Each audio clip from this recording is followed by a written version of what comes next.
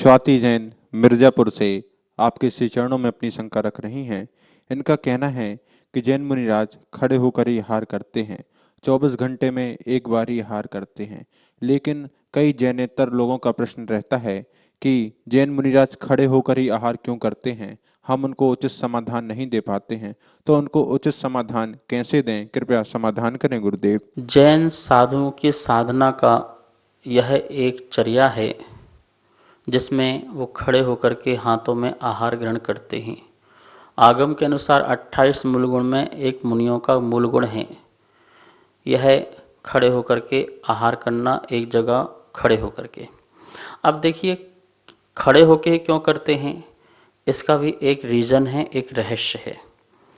मुनिराज अपने शरीर चलाने के लिए आहार ग्रहण करते हैं, ना कि शरीर को हष्ट पुष्ट करने के लिए। वो ये संकल्प लेते हैं कि जब तक मेरे इन पैरों में ताकत होगी, शक्ति होगी, तब तक ही मैं आहार ग्रहण करूँगा। जब पैरों में खड़े होने की शक्ति नहीं रहेगी तो मैं आहार छोड़ दूँगा। इस प्रकार का उनका संकल्प होता है, पहली बात। दूसरी बात यह है कि यदि हमें समाधि लेनी है, हमें संलेखना लेनी है, तो खड़े होकर के आहार करने वाला ही सम्यक समाधि कर सकता है। जैसे हम खड़े होकर आहार ले रहे हैं तो 1 साल बाद कितना आहार, फिर 2 साल बाद कितना आहार, 10 साल बाद कितना आहार। तो खड़े होंगे तो जैसे जैसे पैर की शक्ति कम होते जाएगी तो देर तक खड़े होने की शक्ति भी कम हो जाएगी, तो आहार भी क्या होते जाएगा, कम होते जाएगा। तो भोजन भी कम होता गया, खड़े होने की शक्ति भी कम होती गई, तो अंत तक जैसे 60, 70, 80 साल में भोजन कितना सा रह जाएगा। जब मुनिराज 2-3 मिनट ही खड़े हो पाएंगे तो भोजन भी कितना रह जाएगा, थोड़ा सा रह जाएगा। तो इस प्रकार से उतनी ही खुराक में उनका जीवन चलेगा और फिर ये शरीर को सहज रूप से छोड़ दिएंगे।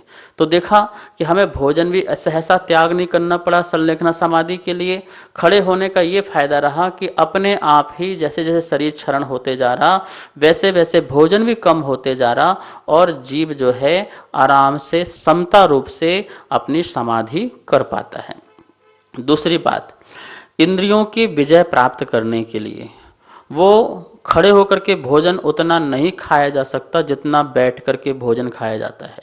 आप बैठ जाएंगे तो आप एक्स्ट्रा ही भोजन कर सकते हैं, लेकिन खड़े होकर के उतना ज़्यादा भोजन नहीं किया जा सकता। इसलिए ज़्यादा भोजन होगा तो आपकी इंद्रियां उत्तेजित होंगी, पर आप साधना नहीं कर पाएंगे। तो साधना की दृष्टि से भोजन कम हो, इसलिए वह खड़े होकर के भोजन करते हैं, आहार करते हैं। ठीक है ना। इंद्रियों को जीतने के लिए भी मुनिराज जो हैं खड़े होकर के आहार ग्रहण करते हैं। तो इस प्रकार से उनके मन में किसी प्रकार का विकार भी प्रकट ना हो। खड़े होंगे तो किसी प्रकार का विकार भी उनके अंदर प्रकट नहीं हो सकता है। इस उद्देश्य से भी वो क्या होते हैं, अपने खड़े होकर के आहार लेते हैं। हाथ में क्यों लेते हैं, क्योंकि वो परिग्रह नहीं रखते हैं, कोई बर्तन आदि नहीं रखते हैं और हाथ बहुत शुद्ध है, बहुत शुद्ध है। तो अपने हाथ को ही कर पात्र बना लेते हैं, कर पात्र में उसमें आहार को ग्रहण करते हैं। इस प्रकार से मुनिराज जो हैं खड़े होकर के आहार करते हैं, यह इसका रहस्य है। गौरव जैन बाहुबली एन्क्लेव से आपके श्री चरणों में अपनी शंका रख रहे हैं। हे गुरुदेव, सिद्ध चक्र महामंडल विधान का हम सभी पाठ कर रहे हैं, लेकिन इसमें यंत्र की पूजा किस तरह करनी चाहिए, कृपया समाधान करें गुरुदेव। सिद्ध चक्र महामंडल विधान अपने आप में सबसे बड़ा और बहुत महान विधान है। सिद्धों की आराधना के साथ साथ आत्मा की आराधना का जिसमें भी वर्णन होता है और इसमें सिद्ध यंत्र का बहुत बड़ा महत्व होता है। सिद्ध यंत्र जो है वो बहुत सारे बीज मंत्रों से जो है वेष्टित होता है, ऐसा वह सिद्ध यंत्र होता है। सिद्ध यंत्र की जो पूजा है, आचार्य भवन ने कहा है, उसमें जितने भी अक्षर हैं उन अक्षरों को मिलाकर के वह यंत्र बनता है और उस यंत्र की प्राण प्रतिष्ठा की जाती है। विद्वानों के द्वारा, मुनियों के द्वारा मंत्र पढ़ करके उसकी प्राण प्रतिष्ठा की जाती है और वो प्राण प्रतिष्ठित जो यंत्र है उसी में ही जलधारा छोड़ा जाती है। जलधारा, शांति मंत्र आदि छोड़े जाती हैं, वही उसकी पूजा कहलाती है। देखिए, सिद्ध चक्र महामंडल विधान में किस प्रकार से आपको इस यंत्र की पूजा करना है।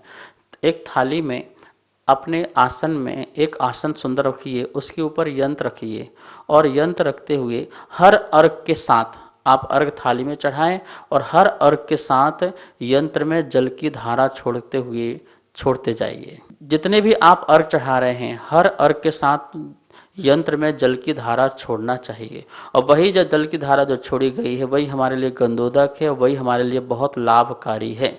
इस प्रकार से यंत्र के सामने अर्घ समर्पित करना और जल की धारा छोड़ना, जितने भी अर्घ हैं, पहले दिन 8, 16, 32 आगे बढ़ाते जाएंगे तो 8 दिन के जितने भी अर्घ हो जाएंगे, सभी अर्घों में यंत्र के ऊपर जल की धारा छोड़ना है। यही उसकी पूजा का सम्यक प्रकार से विधि है और इसे आप अपनाएंगे तो आपके जीवन में बहुत सफलता की प्राप्ति होगी और फल की भी प्राप्ति होगी और बड़े आनंद भी आपको प्राप्त होगा। केतन जैन छिंदवाड़ा से आपके श्री चरणों में अपनी शंका रख रहे हैं। सिद्ध भगवान के तो अनंत गुण होते हैं, पर उनके 8 गुण होते हैं, ऐसा क्यों कहते हैं? कृपया समाधान करें गुरुदेव।